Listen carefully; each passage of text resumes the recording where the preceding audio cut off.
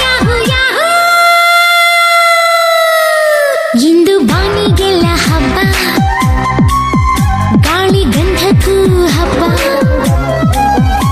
ಯಾರು? ಡಾಕ್ಟರ್ ಸುಜಾತ. ಹೌದಾ? ಡಾಕ್ಟರ್ ಸುಜಾತ ಏನ್ ಹೇಳ್ತೀರಾ ಅವ್ರಿಗೆ? ತುಂಬಾ ಥ್ಯಾಂಕ್ಸ್. ಖುಷಿ ಆಯ್ತಾ? ತುಂಬಾ ಖುಷಿ ಆಯ್ತು. ಪಾರ್ಟಿ ಕೊಡಿಸ್ತೀವಿ ನೋಡಿ.